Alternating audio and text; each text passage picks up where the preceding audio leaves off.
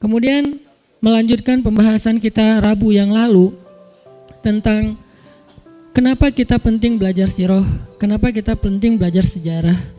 Bukan hanya sirah Nabi sebetulnya, sejarah Indonesia juga penting. Dari mana Ustadz banyak referensi-referensi? Jangan tanya saya bukan ahli sejarah. Nanti kita bisa lihat banyak tokoh-tokoh ahli sejarah yang bisa mereferensikan sejarah Indonesia yang keren-keren. Secara umum, salah satu manfaat atau pentingnya kita belajar sejarah itu kata Allah di surat Hud ayat 120 yang tadi saya baca adalah manusabbitu bihi fuadak, meneguhkan hati. Kalau bahasa saya kemarin, mempertajam nalar. Itu salah satu tujuan belajar sejarah, mempertajam nalar. Jadi ketika kita melihat sesuatu, kita itu bisa langsung menyimpulkan. Kenapa? Karena yang kita lihat itu bukan sesuatu yang baru. Udah pernah terjadi dan udah ada hasilnya. Jadi nggak membuat kita jadi kayak masih kagok gitu, nih apa. Nggak ada pertanyaan nih apa, karena itu udah pernah terjadi di masa lalu dan bukan sekali, berkali-kali dan sudah ada hasilnya. Sehingga kita langsung bilang, wah ini kayak yang dulu nih. Beda kan? Ini tuh kayak yang dulu, oh berarti gini. Artinya orang yang banyak membaca sejarah seperti orang yang hidup bukan 60 tahun. Tapi ribuan tahun, orang yang banyak pengalaman pastinya nggak akan blank dalam melihat hal-hal yang terjadi dalam kehidupan dia. Beda sama misalnya anak kecil, ngelihat sesuatu kan dia kayak baru pengalaman pertama kan, masih nyoba-nyoba, oh nanti gini hasilnya, oh gitu hasilnya. Itu anak kecil karena dia hidup baru belasan tahun. Beda sama orang yang udah 60 tahun, nah kata kakeknya atau kata ayahnya, kamu jangan gini supaya kamu gitu. Kenapa? Kakek atau ayah udah ngalamin. Ternyata ada yang lebih panjang usianya daripada 60 tahun. Siapa? Orang yang membaca sejarah. Umurnya lebih panjang daripada orang yang sekedar hidup. Kenapa? Dia bisa berusia 1000 tahun, 2000 tahun, 3000 tahun, tergantung sepanjang apa sejarah yang dia baca. Sehingga siapa yang membaca sejarah, hobi membaca kisah, membaca sirah, berarti umurnya bukan 60 tahun. Umur saya sekarang misalnya 30-an sekian tahun. Kalau saya baca sirah Nabi, berarti umur saya 1430-an tahun lebih, atau 1400 tambah sekarang misalnya jadi sekitar 70-an tahun. Itu usianya. Kenapa? Saya baca sirah Nabi, saya baca sirah sahabat, saya baca sirah Bani Umayyah, saya baca sirah Bani Abbasiyah, saya baca sejarah Bani Utsmani, saya baca sejarah Bani Fatimiyah, saya baca tentang perjalanan kaum muslimin di Eropa misalnya, dan segala macam. Makin banyak baca sejarah Islam yang tua banget, yang udah 1400 tahun itu, berarti semakin panjang usia kita. Seperti orang yang sudah hidup ribuan tahun, artinya dia punya pengalaman yang banyak. Pengalaman itu membentuk pola pikir. Pola pikir itu menjadi guidance dia dalam mengambil sikap terhadap kejadian-kejadian dalam kehidupan dia. Itu pentingnya sejarah. Sehingga kalau ada orang yang masih bingung, kenapa ya? Pertanyaan itu berarti pertanyaan yang jarang baca sejarah. Kenapa ya umat Islam kayak gini? Kenapa ya kita kayak gini? Kenapa ya kita susah bangkit? Kenapa ya kita, dan segala macam. Pertanyaan kenapa? Karena dia kurang analisa. Memang kita tetap butuh menganalisa realitas yang membaru. Tetapi semua itu tidak akan lepas dari pola kejadian sejarah. Hanya dia secara detailnya ada hal-hal yang memang baru. Tapi secara garis besarnya itu tuh pernah terjadi. Baik dalam kasus personal, keluarga, bahkan bangsa. Sehingga ketika terjadi lagi orang yang hidup dalam sejarah, dia gak akan heran. Dan dia gak akan kebingungan menentukan sikap. Saya harus sikap kayak gimana? Saya harus berpihak ke siapa? Saya harus mengingkari siapa? Gak akan kebingungan. Kenapa? Dia udah pernah baca sejarah. Tapi orang yang kehilangan akar sejarah, kata banyak pembicara ya, maka dia kehilangan referensi bersikap. Sehingga dia nggak tahu lagi apa yang membuat dia harusnya pride, yang membuat dia bangga, kemudian pede, kemudian visioner. Karena dia nggak punya lagi referensi tentang itu di dalam kehidupannya. Nggak ada referensi, nggak ada sejarah. Itulah yang diputuskan oleh orang-orang yang tidak senang dengan Islam. Diputuskan akar sejarah. Diputuskan akar, baik itu akar sejarah agama maupun akar sejarah kebangsaan kita. Diputuskan aksesnya supaya kemudian kita tumbuh sebagai orang yang bingung. Lalu dalam kondisi yang masih blank itu diisilah dengan pola-pola baru, diisilah dengan konten-konten baru yang membentuk pola pikir, kemudian membentuk sikap. Akhirnya jadi kita tanpa sadar ngikutin sikap yang diarahkan oleh orang lain. Dibentuk dengan apa? Bahkan karena mereka pun gak punya sejarah, dibentuklah dengan fiksi. Akhirnya muncullah generasi yang wannabe-nya bukan wannabe orang yang sukses pada masa yang dahulu. Wannabe-nya sesuatu yang sifatnya cuman cerita hayalan. Kamu mau jadi apa? Mau jadi superhero. Kamu mau jadi apa? Aku mau mengalahkan Thanos yang udah dapat 4 batu. Sampai sikapnya muncul rasa berpihak dan tidak, itu tergantung dari apa yang dia dapatkan lewat referensi fiksi. Referensinya aja fiktif. Gimana dia akan menentukan masa depan? Referensinya fiktif, gak benar-benar terjadi. Padahal yang sekarang itu pernah terjadi di dalam sejarah para nabi dan sejarah Rasulullah. Ada tuh, orang-orang sekarang itu tuh ada. Salah satunya, nonton misalnya dulu ada film yang sempat ramai, gak usah ditonton sih. Troy. Ada tokoh jagoan banget namanya Achilles ya.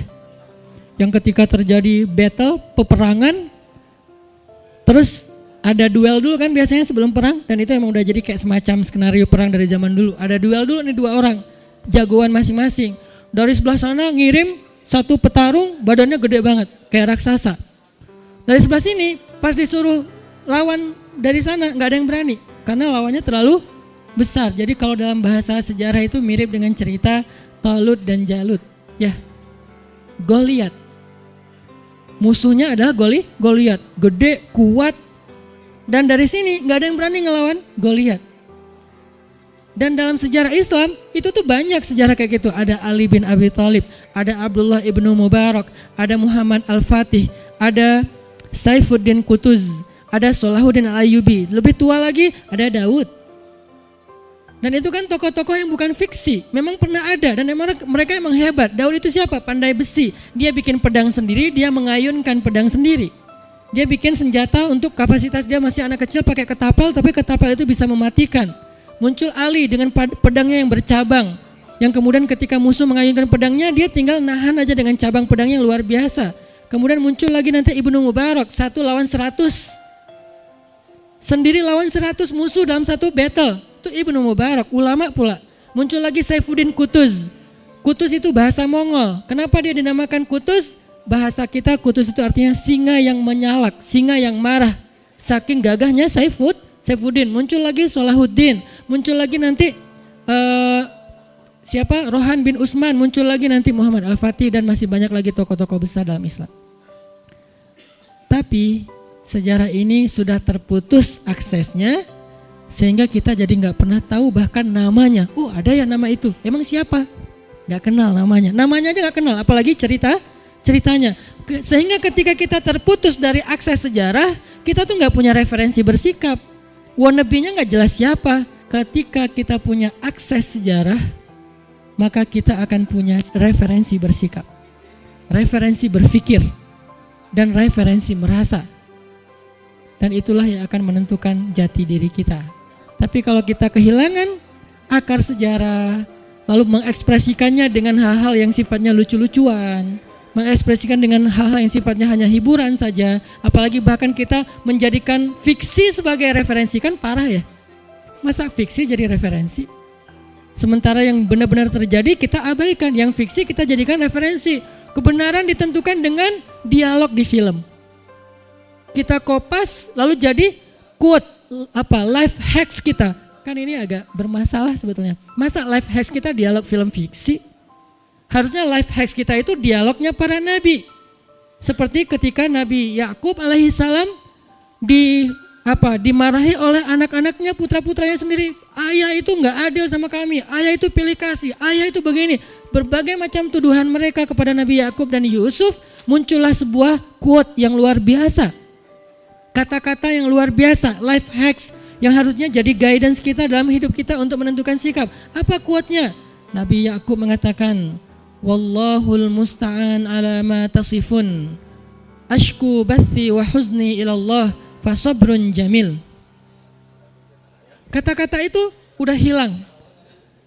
berlalu sesuai dengan terputusnya akses sejarah. Sehingga ketika kita mengalami apa yang dialami Nabi Yakub, kita kebingungan menentukan referensi sikap. Ini saya harus gimana, saya harus gimana. Kata-kata saya harus gimana terjadi gara-gara dia kehilangan referensi sejarah. Kalau dia baca sejarah, nggak perlu tanya saya harus gimana. Saya akan bersikap seperti Yakub bersikap. Dan itu yang dikatakan Sayyidah Aisyah ketika difitnah. Dituduh selingkuh, dituduh main belakang segala macam dengan Sofwan bin Mu'attal. Lalu ketika Nabi bertanya kepada Sayyidah Aisyah, ya Aisyah apa pendapatmu tentang berita yang beredar di luar? Apa jawaban Sayyidah Aisyah? Aisyah tidak menjawab. Ya saya harus bersikap apa? Saya nggak ngerti, saya nggak tahu. Saya mah pasrah aja. Nah itu kata-kata orang nggak pernah belajar sejarah. Aisyah perempuan yang cerdas, makanya dia belajar sejarah. Langsung Sayyidah Aisyah mengatakan, saya tidak akan membela diri. Saya hanya akan mengatakan apa yang dikatakan Yakub. Berarti dia menentukan sikapnya sesuai dengan referensi sejarah. Saya hanya akan mengatakan apa yang dikatakan Yakub. Fasobrun jamil, wallahul musta'an ala ma tasifun, ashku bathi wa huzni ilallah.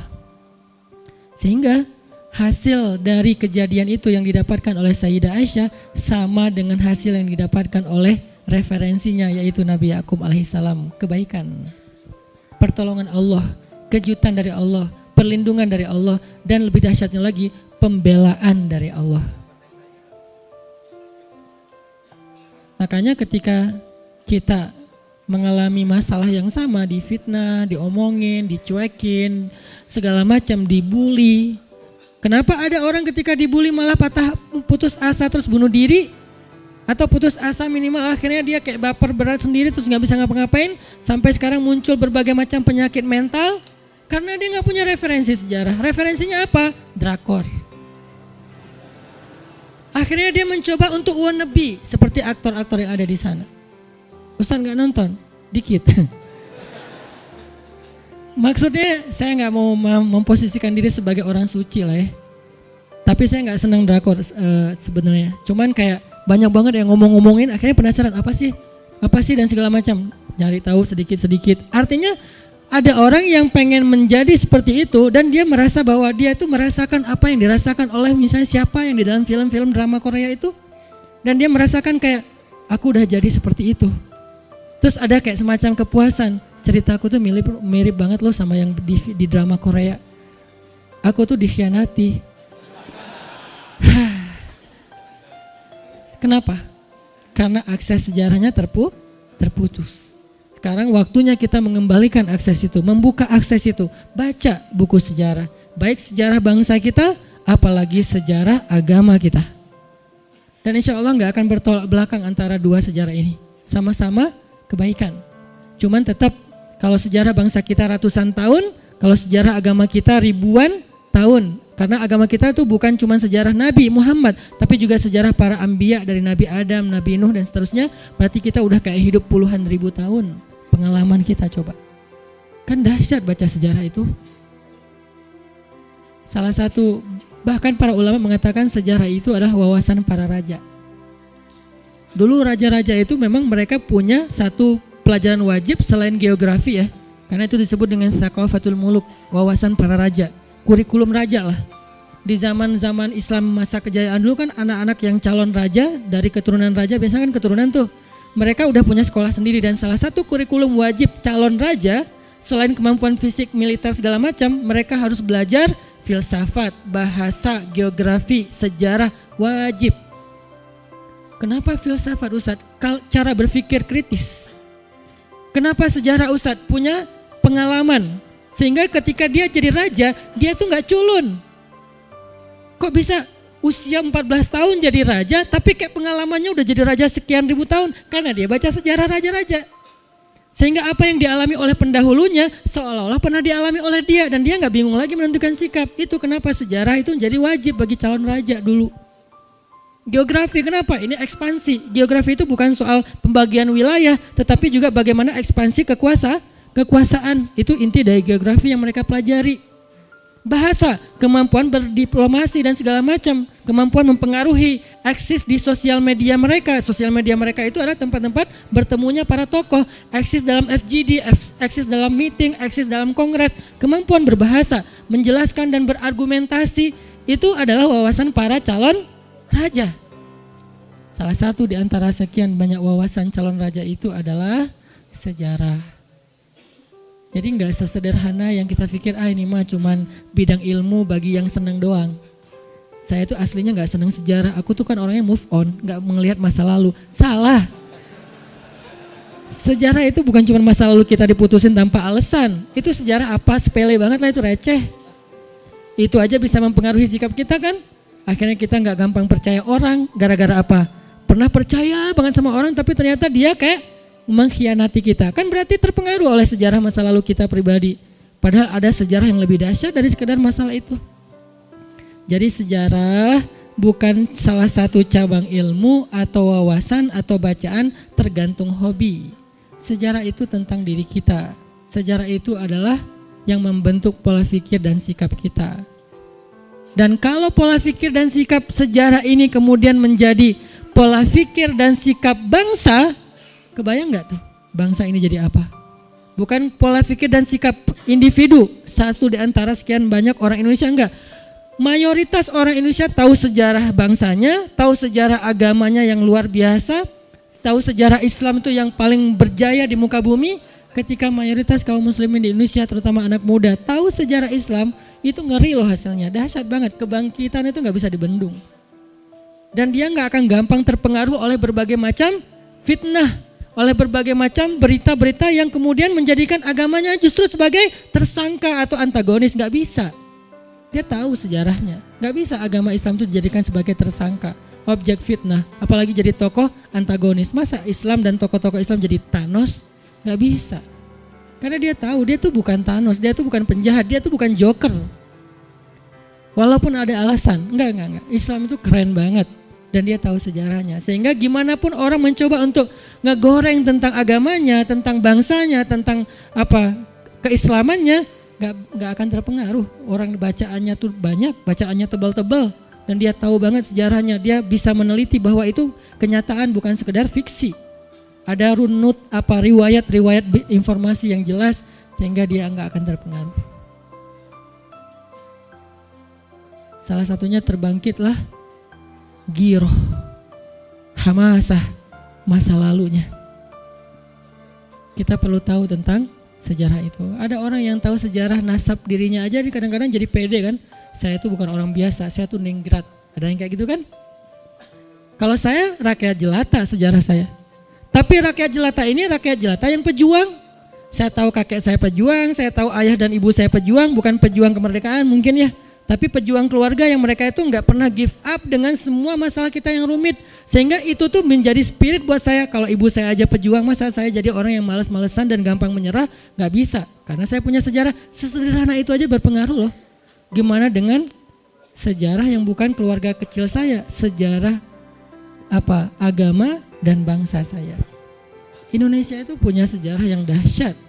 Kita nggak hanya bisa bangga dengan Islam, tapi juga kita bangga dengan nasionalisme kebangsaan kita yang punya sejarah perjuangan yang bahkan bisa mengusir negara-negara dan bangsa-bangsa yang kuat di dunia dengan kekuatan kita yang seadanya, tapi bisa. Kenapa? Karena kita punya sejarah. Nah, itulah kenapa Allah mengatakan, kami kisahkan kepadamu kisah-kisah para nabi, kata Allah ya. Wa kullan naqussu 'alaika min amba'ir rusul. Semua kisah-kisah Rasul itu kami kisahkan kepadamu Muhammad, manusabbitu bihi fuadak, untuk meneguhkan pendirianmu wahai Muhammad. Punya sikap. Kenapa Nabi Muhammad akhirnya punya sikap? Nggak bingung, nih gimana ya? Jawabannya ada di masa lalu, bukan di masa sekarang. Ketika Nabi Muhammad dimusuhi oleh kaumnya, belajarlah kepada Nuh, belajarlah kepada Musa. Ketika Nabi Muhammad malah kayak dikomplain oleh kaumnya sendiri, oleh sahabatnya sendiri, orang-orang Ansor, Nabi Muhammad mengatakan, rahimallahu akhi Musa, laqad udhiya aktsara min hadza fasabara. Allah merahmati saudaraku Musa. Lihat sikap sejarah. Allah merahmati saudaraku Musa. Dia pernah difitnah dan disakiti lebih dari ini dan dia bersabar. Sehingga aku juga akan bersabar seperti dia. Ini namanya sikap sejarah. Nabi aja mengambil sikap dari pendahulunya. Siapa kita yang mau menentukan sikap sendiri tanpa ada referensi sejarah? Emang kita lebih hebat dari Nabi? Nabi aja tuh udah paling sempurna, manusia nggak ada lagi pembandingnya, masih mengambil sikap dari referensi sejarah pendahulunya. Nabi Musa, Nabi Nuh. Salah satu tujuan Nabi Mi'raj ke langit apa? Ketemu para nabi kan di setiap langit. Dan para nabi itu bukan cuma ketemu say hi udah gitu kayak udah pelukan pergi, enggak. Mereka bercerita. Wahai Muhammad saudaraku, kata Musa, aku dulu pernah diuji begini. Alhamdulillah aku bersabar, akhirnya aku mendapatkan hasil ini. Kaumku itu lebih bawel daripada sahabat kamu. Kaumku itu kamu tahu kan Bani Israel seberapa bawelnya mereka. Ada apa-apa viral, ada apa-apa trending, itu Bani Israel banget. Dan Nabi Musa menceritakan dengan bahasa beliau, Nabi Muhammad mendengarkan, akhirnya naik lagi semangatnya. Insya Allah saya akan kuat seperti engkau hai saudaraku Musa. Ketemu Ibrahim, anakku Muhammad. Kalau Nabi Ibrahim manggilnya anaknya. Kalau Nabi Musa manggilnya akhi. Kalau Nabi Ibrahim memanggilnya ibni. Ahlan bibni solih wan nabiyyis solih. Selamat datang anakku yang soleh dan nabi yang soleh. Itu sapaan Ibrahim di Baitul Ma'mur ketika ketemu dengan Nabi saat Mi'raj. Ahlan bibni solih wa nabiyyin solih. Kalau Musa ahlan bi akhi solih wan nabiyyi solih. Selamat datang saudaraku yang soleh dan nabi yang soleh. Tapi mereka semuanya bercerita. Nabi Ibrahim bercerita kisah beliau di Irak, kisah beliau di Mesir, kisah beliau di Palestina, kisah beliau di Mekah. Asal usul munculnya kehidupan di Mekah. Ketemu lagi dengan Nabi Isa. Nabi Isa bercerita kisah beliau, kisah ibu beliau, kisah saudara sepupu beliau yaitu Yahya. Para anbiya semuanya berkisah kepada Nabi untuk mentasjih, untuk menguatkan kesabaran Nabi dan semangat Nabi dalam berdakwah. Sehingga pulang dari Mi'raj terjadilah sebuah lompatan besar dalam dakwah Nabi. Lompatan itu disebut dengan istilah hijrah. Setelah Mi'raj, hijrah itu terjadi. Nabi langsung prepare, kita akan hijrah ke Madinah. Apa preparationnya? Bawa orang-orang haji yang datang dari Madinah. Waktu itu udah ada haji walaupun belum ada syariat Islam, tapi haji versi zaman jahiliyah. Kumpulkan mereka, saya mau mengajak mereka masuk Islam. Lalu mereka dibaiat, setelah baiat mereka ditarbiyah. Beres tarbiyah mereka pulang lagi ke negerinya, siapin kebutuhan-kebutuhan untuk Nabi berhijrah. 2 kali baiat, Aqabah 1, Aqabah 2. Tahun berikutnya Nabi hijrah. Dari mana Nabi dapat gagasan-gagasan sampai ada lompatan dalam sejarah dakwah Nabi? Lewat Mi'raj. Belajar sejarah langsung kepada pelakunya di langit. Memang kita nggak sekeren Nabi untuk naik langit langsung ketemu dengan para anbiya, tapi kan kita punya referensi untuk dibaca dan didengar. Bukankah kalian punya mata untuk melihat, kata Allah, punya telinga untuk mendengar, punya hati untuk menilai, punya akal untuk berpikir? Afala ta'qilun? Tidakkah kalian menggunakan itu untuk berpikir? Itu kenapa Allah Subhanahu wa taala mengatakan wa kullan naqussu 'alaika min amba'ir rusul. Itulah kenapa kami kisahkan semua berita tentang para rasul, manusabbitu bihi fuada. Menguatkan hatimu, menguatkan sikapmu, menguatkan pendirianmu, menentukan pola pikirmu sehingga kamu tidak lagi bingung wahai Muhammad. Dan Allah katakan lagi, waja'aka fi hadhil haqqu wa mau'izatun wa dzikra. Di dalam cerita-cerita itu ada kebenaran, bukan fiksi. Apalagi kata Allah, mau'izah, nasihat, ibrah, pelajaran, wa dzikra, peringatan. Nasihat kalau itu adalah tokoh-tokoh yang baik supaya kita meniru mereka. Wa dzikra, peringatan kalau itu tokoh-tokoh yang buruk agar kita tidak mengulangi kesalahan itu. Itu sejarah. Jadi orang yang gak ngerti sejarah, jangan-jangan dia terjebak dalam sikap yang dulu pernah rugi orang yang melakukan sikap yang sama. Karena dia gak tahu. Allah sering bilang, alam taro, tidakkah kamu perhatikan? Kaifa fa'ala rabbuka bi ashabil fil? Alam yaj'al kaidahum fi tadlil? Wa arsala alaihim tayran ababil? Tarmihim bihijaratin min sijil? Faja'alahum ka'asfim ma'kul. Tidakkah kalian perhatikan bagaimana Allah memperlakukan ashabul fil, pasukan gajah? Allah kirimkan untuk mereka burung-burung kecil yang membawa batu yang panas, lalu mereka melempari pasukan itu dengan batu-batu itu dan membuat mereka seperti daun-daun yang dimakan ulat. Apa di sini pelajarannya? Bukan cuma menikmati nostalgia sejarah pasukan gajah, tapi mengambil pelajaran dari adegan-adegan sejarah itu. Pelajaran gampangnya gini, jangan seperti mereka ya, itu maksudnya. Jangan seperti pasukan gajah ya, jangan seperti siapa? Abraha ya. Apa sikap yang salah dari Abraha sehingga kita harus jadikan itu peringatan untuk tidak kita ulangi? Sikapnya apa? Dia mau menyaingi agama Allah dengan materialisme. Dia bangun sebuah rumah ibadah yang paling megah, terbuat dari emas, permata, zamrud, segala macam, sampai berharap dengan rumah ibadah yang megah ini, yang secara arsitektur dia futuristik banget, orang berbondong-bondong datang ke tempat ini dan meninggalkan Ka'bah yang cuman persegi 4 sederhana, gak terlalu canggih secara desain menurut Abraha. Ternyata gak berhasil, orang tetap aja pergi ke Ka'bah dan rumah yang dia bangun menghabiskan budget sekian emas dan perak, ternyata gak mendatangkan orang banyak, malah orang datang ke sana malah membandingkan, oh ini bagus sih, tapi nggak menarik ya, pergi aja. Akhirnya Abraha kan sebel ya, ilfil gitu, bete dia, kenapa ya saya udah ngabisin budget anggaran habis-habisan buat ngebangun sebuah bangunan yang megah, tapi malah nggak mendatangkan orang untuk meninggalkan Ka'bah. Malah orang nggak beralih dari Ka'bah ke Ethiopia. Tetap aja Ka'bah lebih ramai daripada Ethiopia, marah. Banyak orang yang mencoba untuk melakukan hal yang sama dengan bentuk-bentuk yang berbeda untuk untuk memadamkan cahaya Allah. Yuriduna liyutfi'u nurallah wallahu mutimmu nurihi walau karihal kafirun. Mereka pengen memadamkan cahaya Allah, sedangkan Allah menyempurnakan cahayanya walaupun orang-orang kafir itu tidak suka. Itu pelajarannya. Pengen memadamkan dengan berbagai macam cara.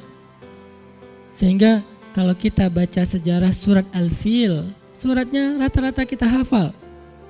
Harusnya jangan hanya dilantunkan dalam sholat, hanya dilantunkan dalam tilawah, tapi kita ambil itu sebagai sebuah sikap. Jangan sampai saya mendukung Abraha modern. Siapa Abraha modern? Yang ingin memadamkan cahaya Allah, ingin memadamkan agama Allah, ingin memadamkan dakwah fi sabilillah dengan cara-cara mereka. Pertama caranya membangun pengaruh, pengen lebih eksis. Gak bisa, akhirnya pakai cara kasar ya. Gak bisa dengan membangun pengaruh, dengan materialismenya, dengan kemegahannya, dengan segala macam pamor-pamornya. Gak berhasil dengan cara itu. Mendistract perhatian dunia dari Ka'bah menuju ke Ethiopia, gak berhasil. Akhirnya dia pakai cara kasar karena udah putus asa. Rata-rata emang gitu. Cara kasarnya apa? Memerangi Ka'bah langsung. Jangan sampai mungkin kita gak akan jadi Abraha, tapi jangan-jangan tanpa kita sadari, kita itu pasukannya. Kita bukan Abrahanya, bukan tokoh utamanya, tapi jangan-jangan tanpa kita sadari, kita pasukannya yang nge-like apa yang dia lakukan, yang nge-repost apa yang dia lakukan, yang men-story apa yang dia lakukan, yang bahkan kadang-kadang ikut mendebat, membela di komen-komen apa yang dia lakukan.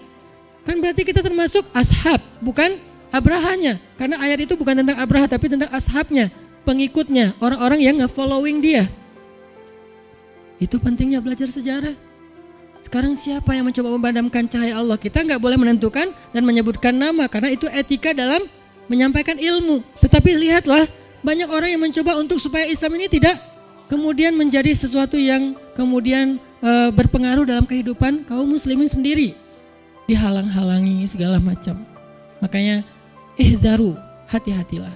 Karena Allah mengatakan wa dzikra lil mu'minin, peringatan bagi orang beriman. Karena bisa jadi korbannya justru kita sendiri. Fitnah. Terjadi lagi nanti fitnah di zaman Nabi. Aisyah yang tadi diselingkuh. Tahu nggak siapa yang nge-repost berita bohong itu? Bukan orang munafik, bukan orang kafir. Yang nge-repost berita bohong itu orang mukmin sendiri. Makanya ayatnya innalladzina ja'u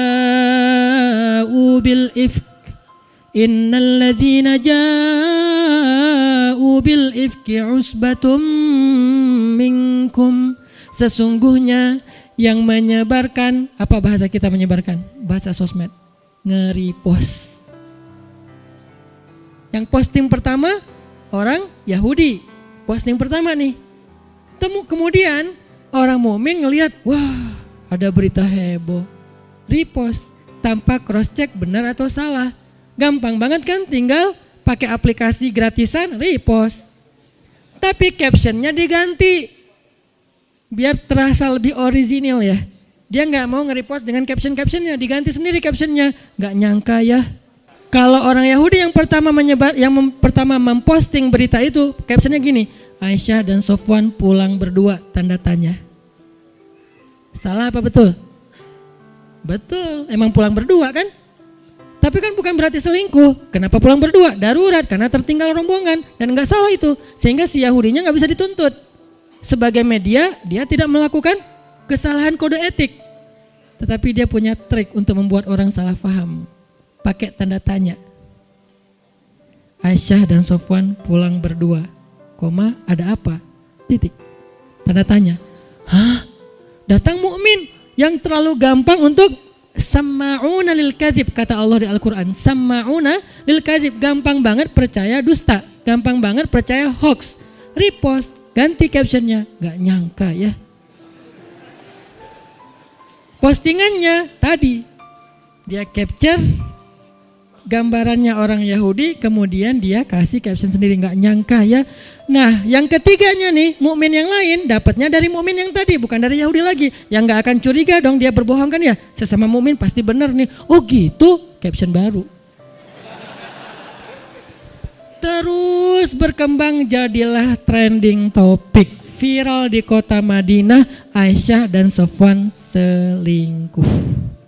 Apa pelajaran sejarah buat kita? Seringkali itu terjadi dalam kehidupan kita. Mudah berkembang kemana-mana, beritanya jadi hoax. Gara-gara ada yang terlalu sembrono, samma'una lil kadzib. Dapat satu langsung repost, satu langsung repost. Kadang saya juga pernah terjebak dengan itu walaupun niatnya baik. Makanya jangan mengulangi kesalahan yang pernah terjadi pada tokoh-tokoh sejarah yang terdahulu. Baca nanti akhir surat Hud dan pembukaan surat Yusuf. Karena surat Yusuf itu isinya cerita, kisah-kisah. Sikap Nabi Yusuf itu tuh penting buat kita. Ada yang pernah ngerasa kayak dijailin sama keluarga besarnya, kakak adiknya kadang-kadang gak suka sama dia, kayak dizolimin dalam urusan waris? Belajar sama Nabi Yusuf, gak akan rugi. Mungkin orang ngerasa bahwa kita kalau dizolimi dari sisi waris, kita jadi orang yang paling rugi dalam satu keluarga. Mereka itu galak-galak, mereka ambil warisan dari ayah saya dan segala macam, saya dizolimi. Belajar dari Yusuf yang dilemparkan ke dalam sumur. Bagaimana perjalanan beliau, justru beliau lebih beruntung daripada kakak-kakaknya. Kezoliman kakak-kakaknya membawa Yusuf ke puncak dari karirnya, dari puncak dari kebahagiaannya, sampai akhirnya kakak-kakaknya datang untuk meminta maaf dan menjadi pengikut Yusuf di Mesir. Belajar dari Nabi Yusuf ketika beliau digoda oleh seorang cewek cantik. Apa sikap beliau? Bagaimana cara beliau menolaknya? Belajar dari Nabi Yusuf ketika beliau di dalam penjara. Belajar dari Nabi Yusuf ketika beliau dapat kekuasaan. Banyak banget pelajaran dari Nabi Yusuf. Jangan sampai kita jadi kakak-kakaknya Yusuf. Kan gitu kan salah satu pelajarannya. Jangan-jangan tanpa kita sadari kita itu kakak-kakaknya Yusuf. Yang dengki kepada keluarga kita sendiri. Lalu kita fitnah. Kalau lebaran gak mau ketemu. Pulang mudiknya beda hari. Jangan-jangan kita adalah kakak-kakaknya Yusuf. Belajar. Ada mau'izoh, ada zikro. Kalau yang baik namanya mau'izoh, kalau yang tidak baik namanya zikro, peringatan. Ambil dan pilih sikap itu untuk menentukan hasil dalam kehidupan kita. Itu teman-teman, kelanjutan dari kemarin. Tadinya saya mau ngelanjutin membahas tentang tanda-tanda kenabian. Karena tanda-tanda kenabian juga dahsyat banget, luar biasa. Banyak banget ibroh, mau'izoh dan zikro yang kita bisa ambil di situ.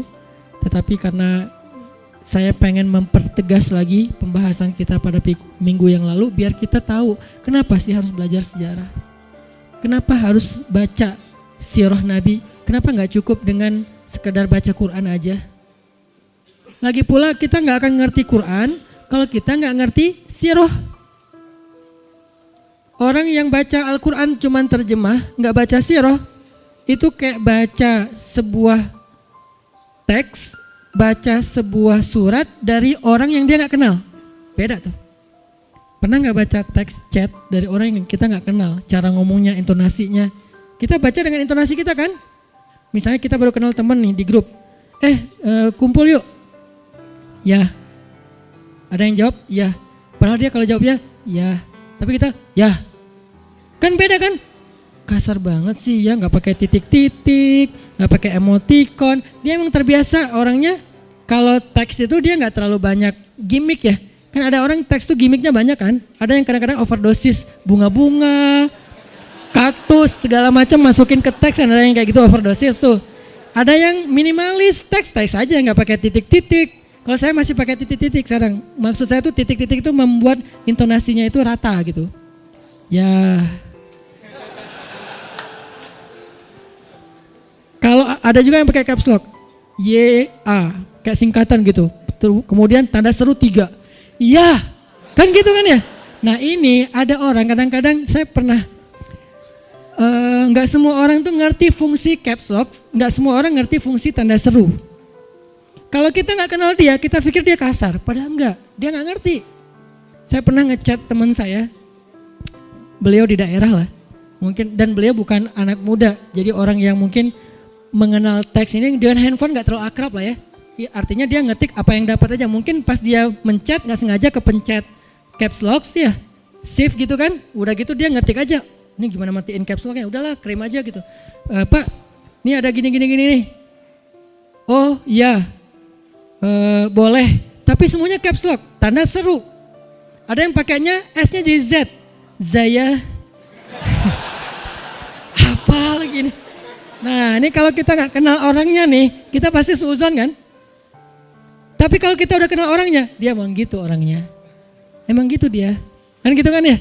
Karena kita tahu orangnya, kita nggak akan ilfil, kita nggak akan jadi salah sangka. Karena kita tahu orangnya, oh dia nggak ngerti caps lock, dia ngerti tanda seru. Kadang-kadang ada yang ngirimnya emoticon yang harusnya itu cewek ke cowok, tapi cowok ke cowok agak geli kan. Masa emoticon kiss? Kan astagfirullahaladzim. Dia salah pencet. Dia pikir itu kayak oh ya enggak anak uhibbuka fillah gitu kan. Love gitu kan, uhibbuka fillah. Love-nya di matanya jadi love gitu kan ya. Uhibbuka fillah pakai love. Oh ya, geles sih sebetulnya. Tapi ya orangnya nggak ngerti ya, makanya kita mungkin teman-teman kita orangnya kan santai gitu. Orangnya tuh kayak anak-anak muda biasanya nggak terlalu lebay gitu kan ya. Oh ya makasih apa misalnya. Tapi ada yang makasih ya, Masya Allah apa segala macam. Kok dia ekspresi banget sih. Nah kita harus tahu orangnya dulu, baru kita mengenal maksud dari teksnya. Maka untuk memahami Al-Quran dan Sunnah berbentuk teks, kita harus paham sirah. Kalau enggak kita nggak akan ngerti maksudnya. Pernah terjadi kesalahpahaman itu dulu di zaman tabi'in. Tabi'in itu artinya nggak ketemu Nabi kan, nggak tahu ketika wahyu itu turun ada kejadian apa, taunya cuma teks sama kayak kita, cuman mereka ketemu sahabat. Dalam satu peperangan, kaum muslimin terdesak sama musuh orang-orang Persia, sehingga ketika terdesak ada seorang laki-laki tabi'in itu berarti generasi kedua yang nggak ketemu Nabi, nggak tahu sejarah Al-Quran turun, dia pakai ayat, wahai kaum muslimin, janganlah kalian mencelakai diri kalian sendiri. Kita udah terdesak, mending kita mundur aja, kita pulang aja. Karena Allah berfirman, mulai dia pakai ayat. Allah berfirman, wala tulqu biaidikum ila tahlukah. Janganlah kalian mencelakai diri kalian sendiri. Kebenaran qadarullah di situ masih ada beberapa orang sahabat yang tahu sejarah ayat itu. Dipukul dia sama sahabat. Buruk sekali pemahaman kamu terhadap Al-Quran. Kamu malah menurunkan semangat orang untuk mencari kebaikan di sisi Allah. Ayat itu turun ketika kami, nah mulai bahas sejarahnya, ketika kami justru meletakkan senjata kami, menjual pedang-pedang kami, tidak mau lagi berinfak fisabilillah, turunlah ayat wala tulqu biaidikum ila tahlukah. Kebalikannya, ternyata maksud ayat itu janganlah kalian mencelakai diri kalian sendiri dengan cara berhenti berjihad. Sedangkan tabi'in tadi memahaminya, udah berhenti aja, jangan perang lagi biar kita gak celaka. Kata Allah justru jangan berhenti, kalau kalian berhenti kalian mencelakai diri sendiri. Kebalikan ya. Kenapa bisa pemahamannya terbalik? Gara-gara gak paham sejarah ketika ayat itu turun. Makanya dipukul dengan pukulan yang tidak menghina atau menyakiti, maksudnya ditegur gitu. Jelek sekali, salah sekali pemahaman kamu tentang ayat itu. Dulu ayat itu turun kepada kami karena kami sudah menjual pedang kami. Kenapa menjual pedang? Karena merasa kaum muslimin sudah besar, jihad udah nggak perlu lagi, nggak perlu lagi ada militer, nggak perlu lagi ada prajurit. Kita ini udah besar, kita ini udah berkembang, Islam itu udah ada di mana-mana, sehingga kita jual senjata kita. Dalam sejarah Islam, laki-laki tanpa senjata itu nggak ada izahnya dalam sejarah Islam. Semua laki-laki dalam sejarah Islam itu punya senjata dan tahu menggunakan senjata. Tetapi dia juga ada guidance, ada fikih cara membawa senjata. Nggak boleh dia membawa senjata ke tempat umum karena itu bisa menyakiti orang lain tanpa sengaja, gitu-gitulah. Yang jelas, kami jual pedang kami. Kami jual onta dan kuda perang kami. Kalau sekarang mungkin mobil-mobil off-road touring yang misalnya kayak mobil untuk kegiatan cowok-cowok kayak gitulah ya, dia jual.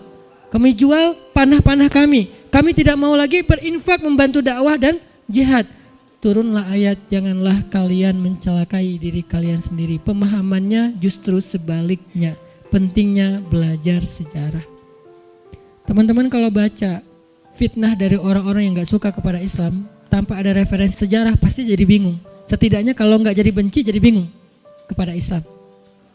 Katanya Nabi itu pintar, tapi kok gak bisa baca tulis? Nah, kita harus baca sejarah.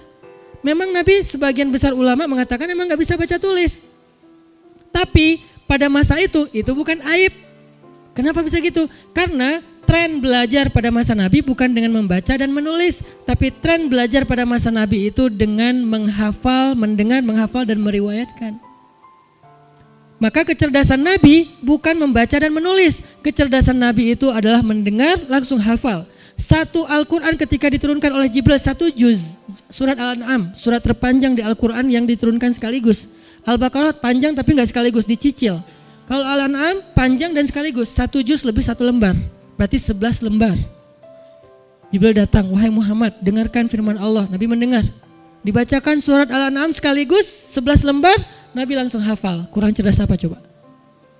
Ada di antara kita yang hafal, yang mendengar satu juz langsung hafal? Gak ada. Alif lam mim dzalikal kitabul la raiba fi sampai tilkar rusulu tilka ummatun qad khalat min qablikum dan seterusnya. Satu juz satu, Ustadz, saya udah hafal barusan dengar dari Ustadz. Gak ada orang yang kayak gitu sedahsyat Nabi tuh. Nabi dengar dari Jibril langsung hafal. Lalu setelah hafal diulangi lagi oleh Nabi di hadapan sahabat. Gak ada satu huruf pun yang salah. Kita mungkin bisa hafal tapi masih salah-salah. Baca satu halaman. Wa basyiril ladzina amanu wa amilus solihati anna lahum jannat. Dibacakan oleh ibu kita dulu waktu kecil ya. Atau nak dengerin ya mah. Qul ya ayyuhal kafirun la a'budu ma ta'budun. Secerdas-cerdasnya anak hafal. Mah udah hafal. Barusan hafalnya Masya Allah brilian, jenius ya. Coba ulangi. Qul ya ayyuhal kafirun, satu surat kecil. Itu aja udah jenius. Ini satu juz. Kita hafal salah-salah dikit tetap jenius. La a'budu ma ta'budun wala antum abidun ma a'bud wala ana abidun ma abatum wala antum abidun ma a'bud wala ana abidun. Ini kapan selesainya?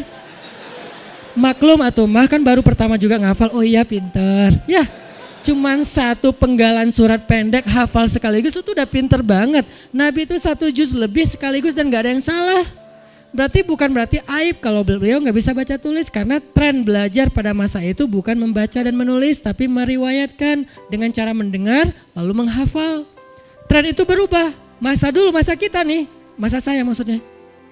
Tren belajar itu menulis. Datang ke sekolah, nulis. Anak-anak, keluarkan buku catatan. Ya bu, nulis di papan tulis ya. Kadang-kadang ada guru yang kadang-kadang lagi sibuk meeting, atau lagi rapat, lagi banyak kerjaan. Dia nulis, dia suruh ketua kelas untuk nulis di papan. Kan gitu kan, kebiasaan kita waktu kecil ya. Ketua kelasnya nanti tulisannya di bukunya ngambil dari temannya yang paling pintar di kelas. Pinjam catatan lo. Pas lagi keluar istirahat, yang lain pada main, dia lagi ngulangi catatan. Kan kasihan yang disuruh nulis tuh biasanya. Siapa yang biasanya disuruh nulis ke papan tulis? Yang paling bagus tulisan. Alhamdulillah saya gak pernah. Nah tren kita belajar tuh menulis, pergi ke taklim bawa buku catatan kan. Ternyata tahun 2000-an ke sini trennya berubah lagi dengan rekaman. Anak-anak sekarang belajarnya nyari referensi bukan di perpustakaan, googling, YouTube. Karena memang referensinya memang ada di Google juga sih yang udah berbentuk digital. Mereka bisa cari referensi itu sambil ngafe. Tren itu berubah-ubah. Nah di masa Nabi trennya mendengar dan meriwayatkan. Sehingga gak disebut sesuatu yang aib kalau gak bisa baca dan tulis. Dan gak pintar-pintar amat juga kalau bisa baca dan tulis, biasa aja. Yang senang membaca mah enggak, yang gak senang juga, yang penting dia ngafal. Dan Nabi itu cerdas banget dengan mendengar, menghafal, dan meriwayatkan. Sehingga disebut as-sadiqul masduq, orang yang jujur dan dibenarkan, gak pernah salah dalam menyampaikan berita. Nah kalau kita gak baca sejarah kan jadi, ya kok bisa gitu ya? Katanya fatonah, cerdas, tapi gak bisa baca tulis karena kita gak baca sejarah. Banyak lagi nanti syubhat, tuduhan-tuduhan yang membuat kita kadang-kadang galau dengan keislaman kita sendiri. Kok Islam gini ya? Kok sampai ada gitu ya? Karena kita nggak tahu akar sejarahnya. Mudah-mudahan ini menyemangati kita teman-teman semuanya. Yuk kita baca nih sirah Nabi. Sampai kita mengenal Nabi itu seperti kita mengenal keluarga kita. Kalau nggak bisa lebih dari itu. Idealnya sih lebih dari itu, cuman kan kita realistis juga semampu kita. Minimal seperti kita mengenal anak-anak kita, mengenal kakak-kakak dan adik kita. Gitu banget. Mudah-mudahan dengan kayak gitu, manusabbitu bihi fuadak. Kita sebagai aset bangsa yaitu pemuda nggak lagi tumbuh sebagai pemuda yang warnanya warna yang dicat oleh orang lain, tapi sibghah kita, warna kita warna sejarah. Dua, sejarah bangsa kita dan sejarah agama kita. Insya Allah dengan kayak gitu kita menjadi anak muda. Orang boleh bilang, lo masih umur 20 tahun, sok tahu. Enggak Pak, usia saya bukan 20 tahun, berapa? 3.000 tahun. Kenapa usianya 3.000 tahun? Yang dia baca sejarah 3.000 tahun yang lalu, dia tahu apa yang udah pernah terjadi. Jadi bukan anak kecil, ingusan yang gak tahu apa-apa, dia tahu banget karena dia baca sejarah. Maka jadilah dewasa dengan sejarah, mudah-mudahan bangsa kita akan memiliki masa depan yang lebih baik. Karena aset bangsanya adalah aset-aset yang sudah menyejarah, bukan aset yang masih polos yang belum tahu apa-apa. Itu aja yang bisa saya sampaikan hari ini.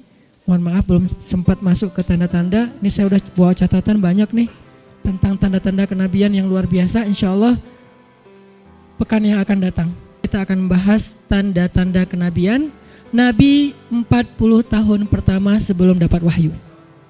Karena Nabi itu jadi teladan bukan hanya setelah dapat wahyu, bahkan dalam rahim beliau udah banyak pelajaran yang penting. Kita akan bahas itu insya Allah sehingga kita bisa mengenal Rasulullah Sallallahu Alaihi Wasallam.